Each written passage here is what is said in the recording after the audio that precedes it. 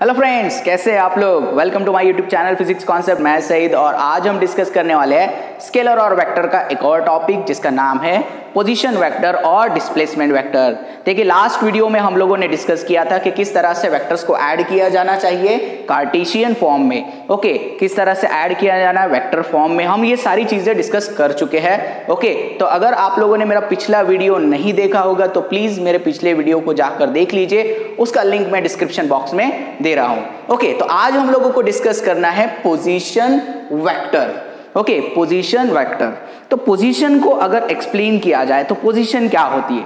किसी भी चीज की अगर आपको पोजीशन बतानी है तो हम क्या ऐसे ही बता सकते हैं। तो देखिए, हम लोगों को कोई ना कोई एक रेफरेंस पॉइंट चाहिए होता है। जैसे कि मान लीजिए अगर मैं आपसे पूछूंगा कि ये पॉइंट पी कहां पर है, तो आप बोलेंगे सर ये पी पॉइंट तो बोर्ड पर है, और कहां पर होगा।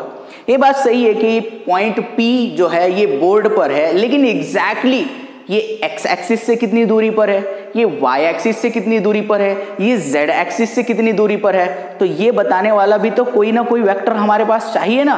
तो उसे हम लोग कहते हैं पोजीशन वेक्टर। तो how we define the position vector. तो सबसे पहले हम लोग पोजीशन वेक्टर को अगर डिफाइन करें तो position vector is a vector which gives the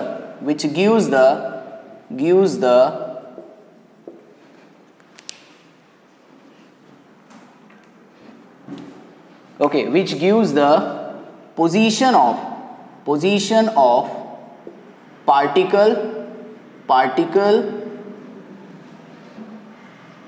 in a chosen coordinate system with respective origin, with respective reference point ले लीजिए या फिर with respective origin। ओके, तो ये एक तरह का वेक्टर है। देखिए, is a vector which gives the position of a particle in a chosen coordinate system। Chosen coordinate system X Y Z हो सकता है, वाई जेड हो सकता है, एक्स जेड हो सकता है, या तीनों हो सकता है। ओके, विथ रिस्पेक्टिव ओरिजिन उसे हम लोग क्या कहेंगे, उसे हम कहेंगे position vector. That is called as a position vector. एक ऐसा वेक्टर जिसे हम ओरिजिन से ड्रॉ करते हैं ताकि वो पार्टिकल की एग्जैक्ट पोजीशन बता सके, उसे हम कहेंगे पोजीशन वेक्टर। जैसे कि मैं मान लो आपसे पूछूंगा क्या ये जो पी पॉइंट है, अभी हमने डिस्कस किया था कि पी पॉइंट कहां पर है, बोर्ड पे है, ठीक है। लेकिन अगर मैं आपसे पूछूंगा कि बताओ भाई ये एक्स एक्सिस से कितनी दूरी पे है, तो क्या एक्स आप इतनी दूर से लेंगे या वाई आप उतनी दूर से लेंगे। तो कोई ना कोई तो हम लोगों को यहाँ पर कोऑर्डिनेट सिस्टम को यूज करना पड़ेगा। तो चलो मैं अगर इसको एक कोऑर्डिनेट सिस्टम में ले लेता हूं, अगर यहाँ पर लिख लेते हैं, ये देखिए यहाँ पर एक कोऑर्डिनेट सिस्टम हम बना लेते हैं। ये मेरा एक्स एक्सिस हो गया, ये मेरा वाई एक्सिस हो गया, राइट। तो ये हमारा लेते हैं रेफरेंस पॉइंट जिसका ओरिजिन रहेगा 0। मैं इसको कहने वाला हूं O। तो अगर यहां पर ये एक P पॉइंट है, तो अब मैं यहां पर एग्जैक्टली बता सकता हूं कि P पॉइंट X से कितनी दूरी पर है और Y से कितनी दूरी पर है। तो इसके लिए हम क्या करेंगे, एक ओरिजिन से क्या लेंगे, एक वेक्टर ड्रॉ करेंगे, राइट। ये वेक्टर जो आपको दिखाई दे रहा है ओपी, इसे कहेंगे हम लोग हमारा पोजीशन वेक्टर। क्यों पोजीशन वेक्टर कह रहे हैं, क्योंकि इस कोऑर्डिनेट सिस्टम में ये जो है ये वेक्टर इस P की पोजीशन को डिनोट कर रहा है।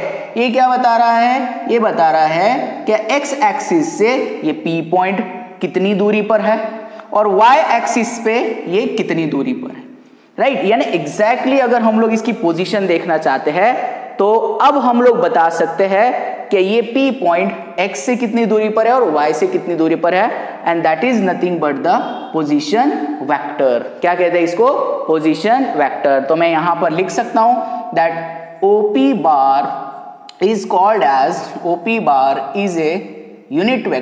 position vector is a position vector with respect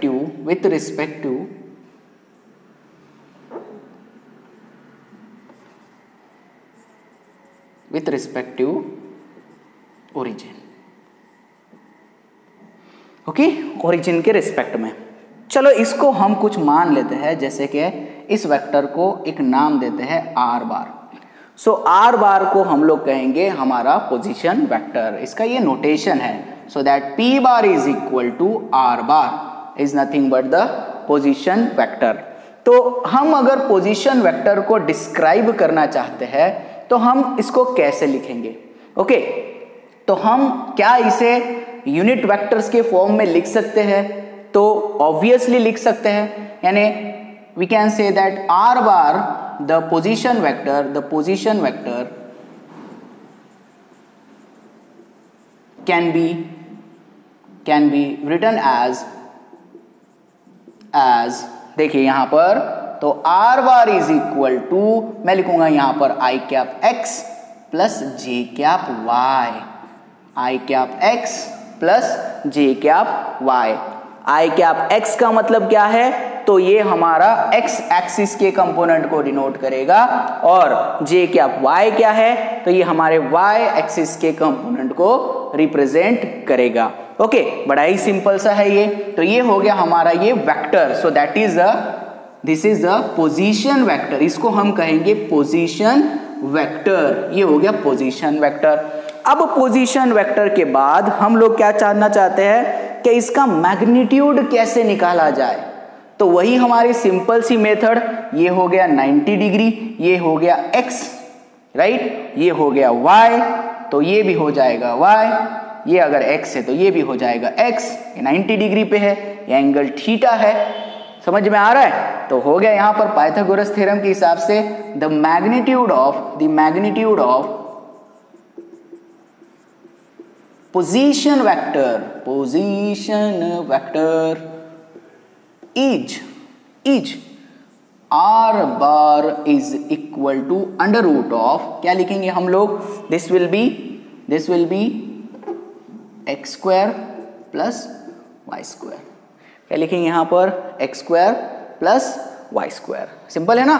कितना सिंपल है ये तो, राइट। तो ये हो गया हमारा मैग्नीट्यूड, राइट। वेक्टर निकल गया, मैग्नीट्यूड निकल गया, क्या बच गया? तो यूनिट वेक्टर। तो यूनिट वेक्टर कैसे निकालेंगे? याद आ रहा है यूनिट वेक्टर याद आ रहा है? कैसे याद आएगा? पढ़ाई नहीं कर रहे, जो पढ़ रहा होगा उसको याद आ गया होगा। तो हम निकालते हैं unit vector. The unit vector is क्या होता है? That will be nothing but R cap is equal to vector R bar, okay, divided by R, okay, magnitude of R. तो यहां पर आप लिख लीजिए वेक्टर आर बार कितना है भाई? वेक्टर आर बार है i cap x plus J cap y divided by x square plus Y square, okay. तो इस तरह से हम लोग क्या निकाल सकते हैं? इसका यूनिट वेक्टर भी निकाल सकते हैं। तो हमारे पास पोजीशन वेक्टर्स के इस तरह से क्या आ गए? हमारे पास ये कॉन्सेप्ट्स आ गए, हमें वेक्टर समझ में आ गया कि किस तरह से निकाला जाता है। देखिए बहुत सिंपल है कि आर बार एग्जैक्टली क्या बता रहा है आपको? क्या इस कोऑर्डिनेट सिस्टम में इस पॉइंट P की पोजीशन क्या है? ओके, क्या पोजीशन है ये यहां पर आपको दिखा रहा है। क्लियर है? यहां तक क्लियर है? तो इस तरह से बेसिकली यहां पर ये पोजीशन आपको बता रहा है। तो चलो हम लोग एक छोटा सा न्यूमेरिकल डिस्कस कर लेते हैं इसके ऊपर, राइट। ओके, तो क्वेश्चन क्या दे रखा है जरा ध्यान से पढ़ो। Find R A bar, R B bar, R C bar and R D bar. Okay, ठीक है। And mod of RA bar, mod of RB bar, RC bar, RD bar, and also we have to find out the RA cap, RB cap, RC cap and RD cap. Okay, मतलब आपको vector भी find करना है, आपको उसका magnitude भी find करना है और उसकी डायरेक्शन भी फाइंड करनी है, मतलब यूनिट वेक्टर भी आपको फाइंड करना है। ये डायग्राम आपको दे रखी है, ये डायग्राम देख लीजिए। तो ये हमारा ए है, ये बी है, ये सी है और ये डी है। तो यहाँ पर ये वाला एक वेक्टर है हमारे पास, ये वेक्टर दे रखा है, इसको हम कहेंगे आर ए बार, राइट। ये वेक्टर दे रखा है यहाँ पर, इसको हम कहेंगे R B bar, this will be R B bar. Okay, ये वेक्टर एक दे रखा है यहाँ पर, हम इसको कहेंगे are C bar, R C bar. ये वेक्टर है यहाँ पर, this will be considered to be a R D bar, ये डी है यहाँ पर, तो this will be R D bar.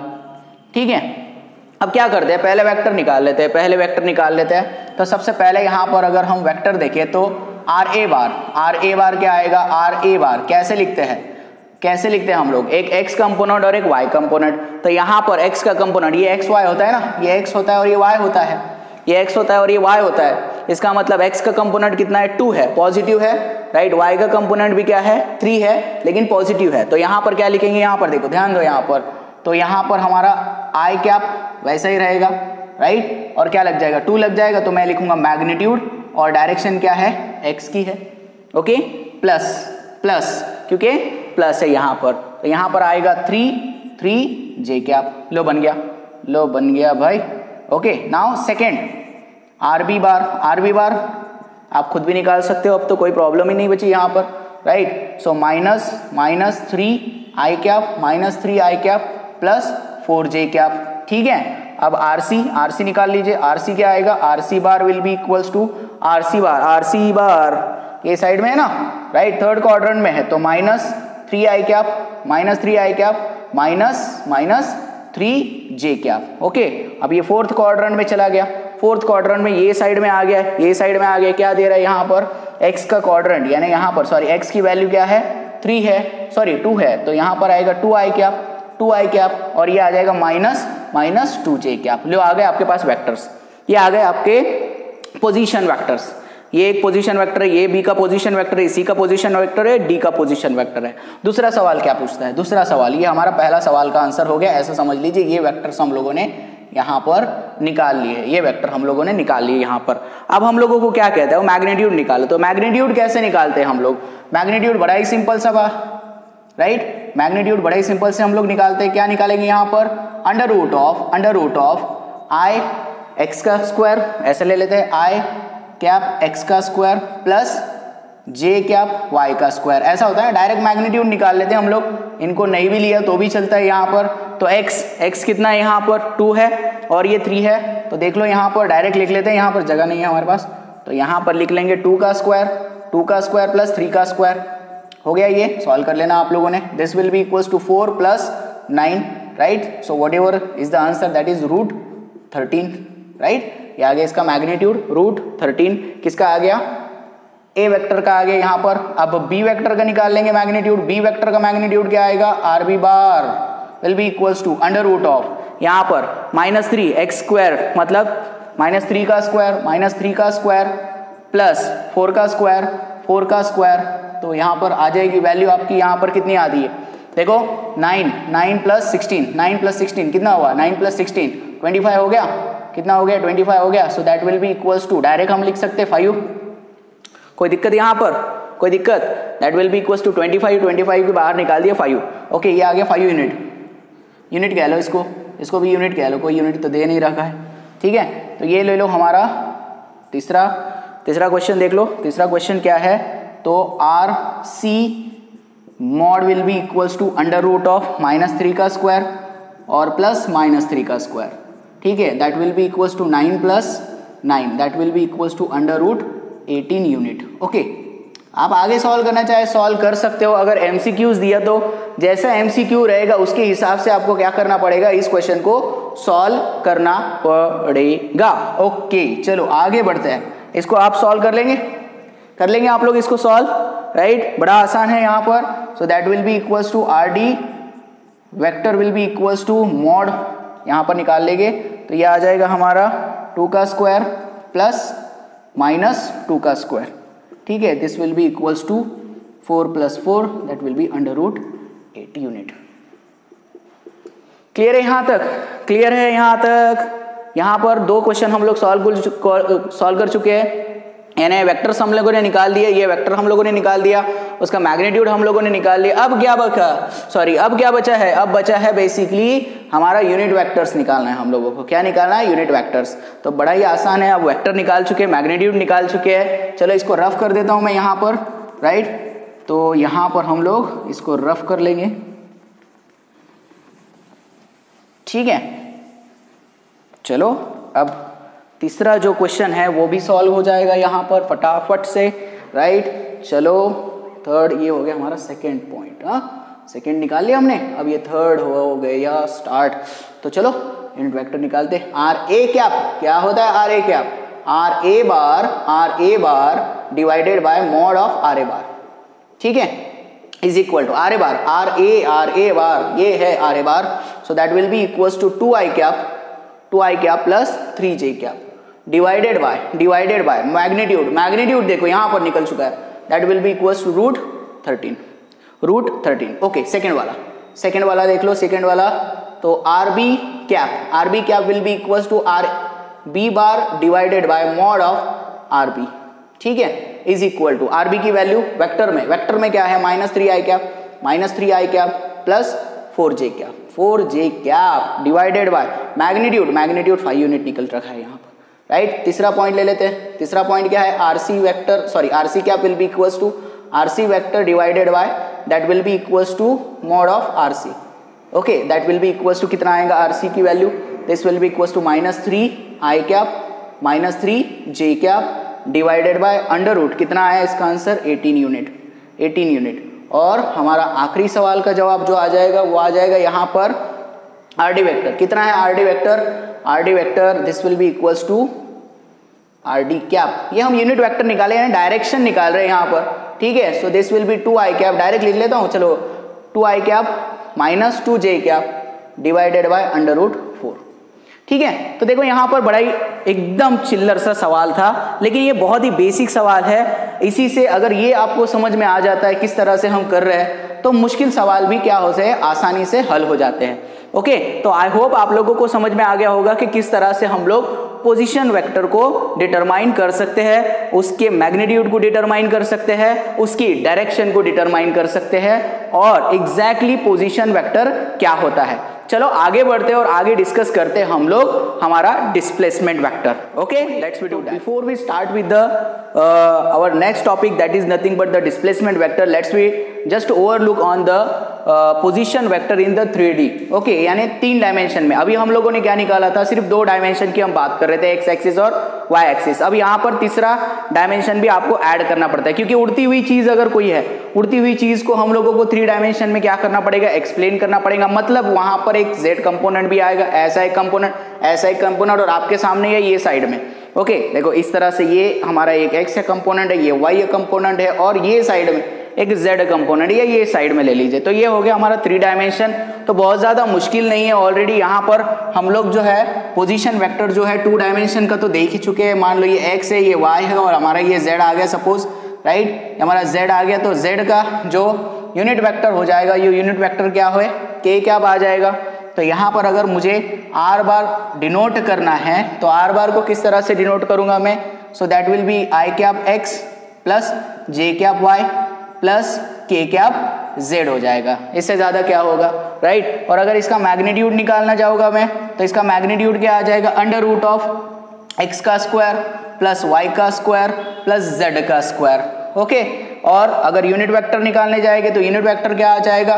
That will be equals to r bar divided by mod of r bar, right. That will be equals to i cap x plus j cap y plus k cap z divided by that will be nothing but under root of x square plus y square plus z square. बड़ा ही चिल्लर सा concept है, right. जिस तरह से हमने 2 dimension के कॉन्सेप्ट से एक न्यूमेरिकल सॉल्व किया था, उसी तरह से आपको 3 डायमेंशन के कॉन्सेप्ट से भी कोई न्यूमेरिकल आ सकता है। जैसे कि कोई कोऑर्डिनेट एक्सिस दे रखा है, जैसे यही कोऑर्डिनेट एक्सिस ले लीजिए, और यहाँ पर आपको एक P पॉइंट दे रखा है जिसके कोऑर्डिनेट्स दे रखे हैं आप लोगों को, मान लो 1 दे रखा है, 2 दे रखा है और -3 दे रखा है। ओके, तो इसका एक पोजीशन वेक्टर अगर हम लोगों को बनाना हो, तो हम पोजीशन वेक्टर किस तरह से बना लेंगे इसका? तो इसका पोजीशन वेक्टर क्या आ जाएगा? r bar will be equals to, this will be i cap x आ गया, मतलब यहाँ पर आ जाएगा i कैप ये अलॉन्ग x होता है, ये x होता है, ये y होता है और ये z होता है, बराबर है ना। ये x होता है, ये y होता है और ये z होता है। तो कोई भी एक स्पेस में ये पोजीशन है, कहीं तो एक स्पेस में एक पोजीशन है, इसको हम बोर्ड पे बता रहे हैं इसलिए यहाँ पर बनाया मैंने। ओके, तो यहाँ पर मान लीजिए ये प्लस है, ये भी प्लस है, तो ये आ जाएगा 2j कैप, राइट। और ये माइनस है इसलिए हम क्या लिखेंगे इसको, -3k कैप। ओके, समझ में आ गया ये 3 डायमेंशन का कॉन्सेप्ट, राइट। बहुत ज़्यादा मुश्किल नहीं है। इसी तरह से आप इसका मैग्नीट्यूड निकाल सकते हो और यूनिट वेक्टर्स भी निकाल सकते हो। तो ये बात हो गई थी हमारे पोजीशन वेक्टर की, राइट। अब हम आगे चलते हैं और देखते हैं हमारा डिस्प्लेसमेंट वेक्टर। ओके, तो डिस्प्लेसमेंट वेक्टर क्या होता है, तो आप लोगों ने डिस्प्लेसमेंट तो स्टडी किया ही है। क्या होता है डिस्प्लेसमेंट, बहुत सिंपल तरह से बोलते हैं हम लोग, the shortest distance between the 2 point. बिल्कुल सही है कि सबसे छोटा डिस्टेंस या छोटा सा जो डिस्टेंस होता है, shortest distance between the 2 point, उसको हम लोग कहते हैं डिस्प्लेसमेंट। और मेरे लैंग्वेज में तो मैं बता दूं कि आपको एकदम सिंपल से याद रखना है डिस्प्लेसमेंट। अगर किसी को परेशानी होती है तो याद रख लेना है फाइनल माइनस इनिशियल। क्या कहना है, फाइनल माइनस इनिशियल, इसी को हम कहते हैं डिस्प्लेसमेंट। ओके, फाइनल जहां पर भी रहेगा उसको इनिशियल में से हम लोग क्या करेंगे, फाइनल माइनस इनिशियल कर देंगे, वो आपको दे देगा डिस्प्लेसमेंट। बड़ा ही सिंपल सा कॉन्सेप्ट है और इसी को हम वेक्टर में भी अप्लाई करेंगे और उसी तरह से अप्लाई करेंगे। कोई दूसरी मेथड यहाँ पर नहीं है। यहाँ पर भी सिर्फ आपको जब हम कहते हैं final position minus initial position, ऐसा बोलते हैं ना हम लोग, यहाँ पर आपको क्या कहना है, final vector, right, minus initial vector. क्या कहना है यहाँ पर, final vector minus initial vector. तो सबसे पहले इसकी डेफिनेशन लिख लेते हैं डिस्प्लेसमेंट की।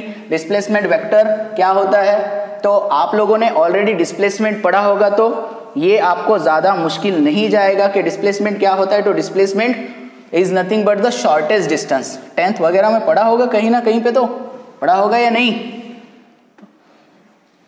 खैर, यहां पर डिस्प्लेसमेंट की बात भी बता दूं मैं आपको, displacement is the shortest distance, right. एकदम छोटा सा डिस्टेंस जो हम लोग कंसीडर करते हैं। जैसे ये 2 पॉइंट है, ये 2 पॉइंट है, तो ये ए पॉइंट है और ये बी पॉइंट है। डिस्प्लेसमेंट की बात बता रहा हूं, अभी यहाँ पर हम डिस्प्लेसमेंट वेक्टर तक नहीं पहुंचे हैं। तो मान लो अगर हम लोगों को कहा जाए कि ए से यहाँ पर से जाना है आपको या यहाँ से जाना है, तो आप कैसे जाएंगे, सीधा सीधा जाएंगे, राइट। कैसे जाएंगे, सीधा सीधा जाएंगे। सो that will be the displacement. Okay, ये फाइनल पोजीशन है, ये 0 है, ये मान लो 10 है, 10 मीटर का डिस्टेंस है। इसको हम x1 कह लेते हैं, इसको हम x2 कह लेते हैं, right.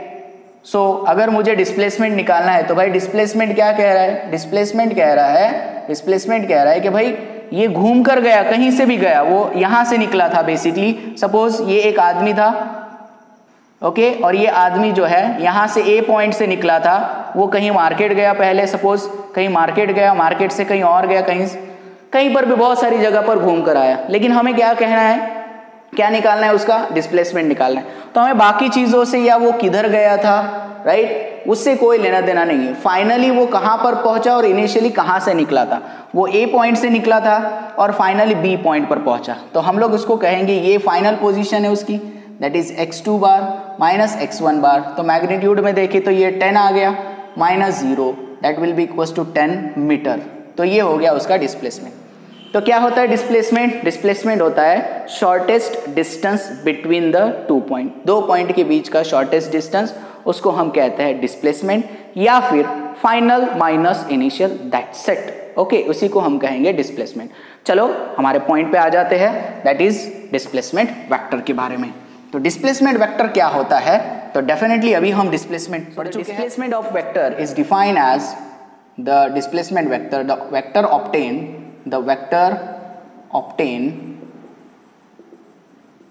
obtain when we subtract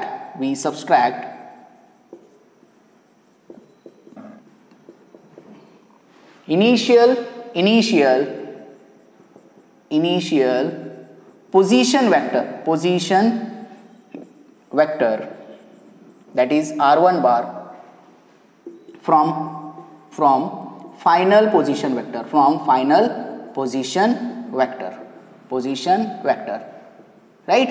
इसको हम लोग कहेंगे डिस्प्लेसमेंट वेक्टर। ये सेम उसी तरह से जिस तरह से अभी मैंने आपको क्या बताया था, डिस्प्लेसमेंट की डेफिनेशन बताई थी, ये उसी तरह से करना है। तो कैसे करेंगे जरा देख लेते हैं इसको भी।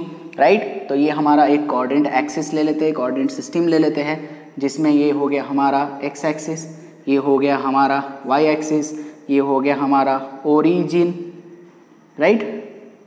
ठीक है, मान लो यहाँ पर 2 पॉइंट्स है, क्या है, 2 पॉइंट्स है, ए पॉइंट और बी पॉइंट ले लेते हैं। सपोज ये हमारा ए पॉइंट है, this will B A point, right.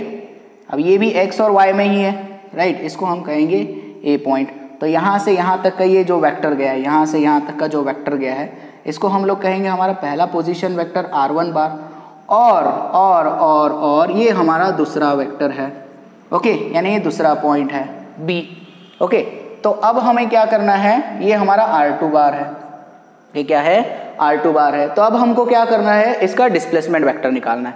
तो इसका डिस्प्लेसमेंट वेक्टर आएगा, इसका डिस्प्लेसमेंट वेक्टर आएगा ये, राइट, दिस विल बी ए। सो ये रहेगा इनका displacement vector, this will be the displacement vector. कैसे करना है, यहाँ पर कैसे निकालना है आपको, राइट।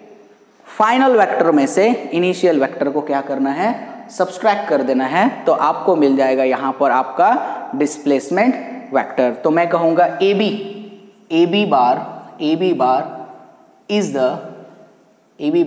The displacement vector.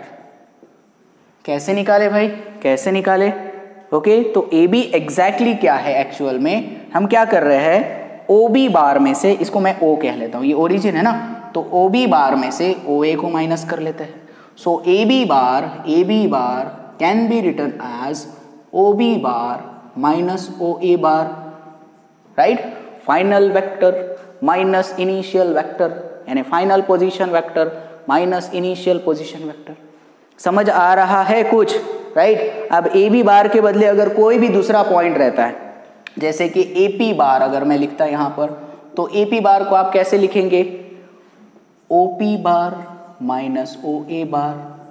समझ आ रहा है कुछ तो आना चाहिए, राइट। तो बेसिकली देखो यहाँ पर बहुत सिंपल सी बात हो गई, यहाँ पर ये तो बहुत ही एकदम चिल्लर वाला कॉन्सेप्ट हो गया। तो AB बार को मैं कैसे लिखूंगा, AB बार को मैं कैसे लिखूंगा, AB बार को मैं ऐसे लिखूंगा, this can be written as AB bar is equal to OB bar. OB bar क्या है, OB बार क्या है, R2 बार माइनस OA बार क्या है, OA bar, so that will B R1 बार। तो ये आ गया हमारा डिस्प्लेसमेंट वेक्टर। मैं इसको डेल्टा R बार से भी डिनोट कर सकता हूँ। So I can write delta R bar will be equals to R2 bar minus R1 bar, ठीक है। अब अगर मैं इसे, जैसे कि हम लोग कोऑर्डिनेट सिस्टम्स के हिसाब से देखते हैं, यानी x और y के टर्म्स के हिसाब से इसको सॉल्व करें, तो कैसे आएगा ये देखो। अब अगर हम बात करें R1 बार, यहाँ देख लो, इधर आ जाओ, ये देखो R1 बार को आप कैसे निकालोगे, R1 बार, ये R1 बार है, मान लो यहाँ पर रहेगा ये x1 और ये y1, क्या रहेगा, x1 और ये y1 नहीं रहेगा, अरे भाई ये x1 है और ये y1 है, और ये क्या रहेगा, ये है हमारा x2 और ये y2 रहेगा। अरे समझ आ रहा है। तो R1 बार अगर मैं वेक्टर निकालने की कोशिश करूंगा, पोजीशन वेक्टर, तो पोजीशन वेक्टर अभी हम निकालना सीख चुके हैं। क्या होता है पोजीशन वेक्टर, पोजीशन वेक्टर होता है x1 i cap, right, plus i cap x1 plus j cap y1, ये आ जाएगा हमारा R1 वेक्टर यानी पोजीशन वेक्टर। और R2 वेक्टर क्या आ जाएगा, that will be i cap x2 plus j cap y2 आ जाएगा, ओके। तो क्या मैं ये यहां पर पुट कर दो सर। तो AB बार विल बी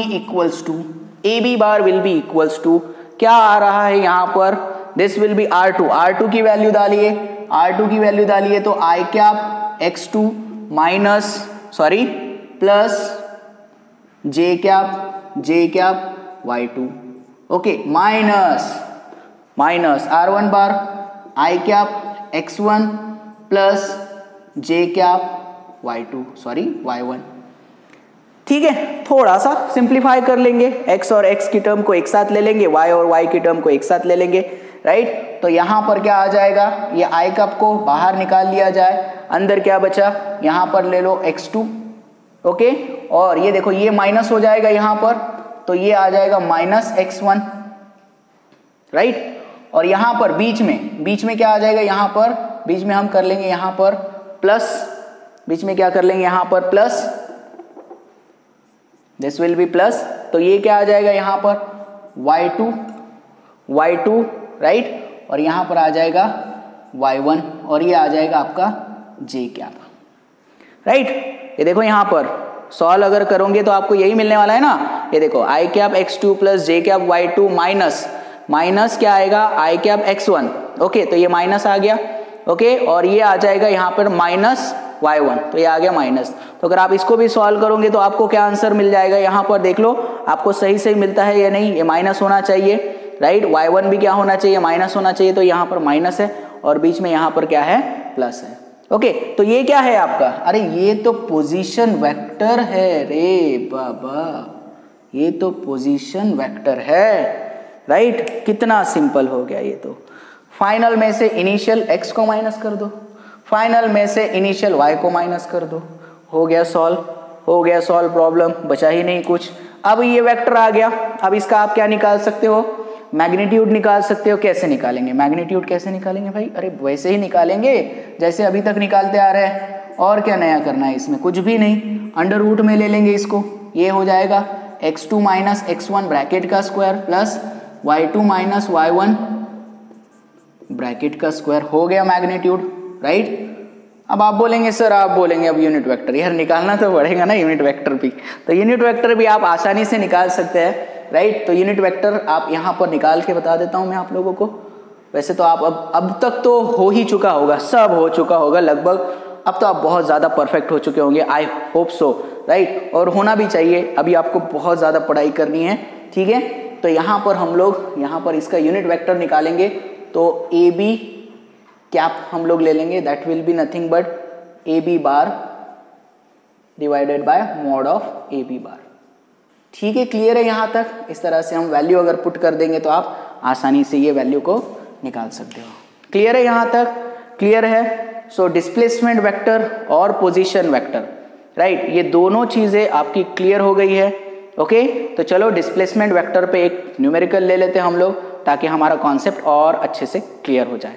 चलो स्टार्ट। ओके, तो क्वेश्चन देखो क्या दे रखा है, find the vector A B bar and its magnitude if it has initial point a is nothing but 1 2 minus 1 and the final point is 3 2 2, okay. तो यहाँ पर आपको कोऑर्डिनेट्स के पॉइंट्स दे रखे हैं, ओके, 3 कोऑर्डिनेट्स है यहाँ पर, x y z के कोऑर्डिनेट्स है, और हम आसानी से इनका पोजीशन वेक्टर क्या कर सकते हैं, बना सकते हैं। कोई भी अगर हम लोग कंसिडर करें तो ये हमारा 3 डायमेंशनल उन्होंने क्या दे रखा है आपको इस तरह से, ये हमारा ओरिजिन है, x y z दे रखा है, ये एक पॉइंट दे रखा है a, राइट, और कहीं पर एक दूसरा पॉइंट दे रखा है b, ओके। कहीं पर स्पेस में a पॉइंट होगा, कहीं पर b पॉइंट होगा, इस तरह से 2 पॉइंट आपको दे रखे हैं, और आपको कहा है यहाँ पर जस्ट आपको डिस्प्लेसमेंट वेक्टर निकालना है, ज़्यादा कुछ करना नहीं यहाँ पर।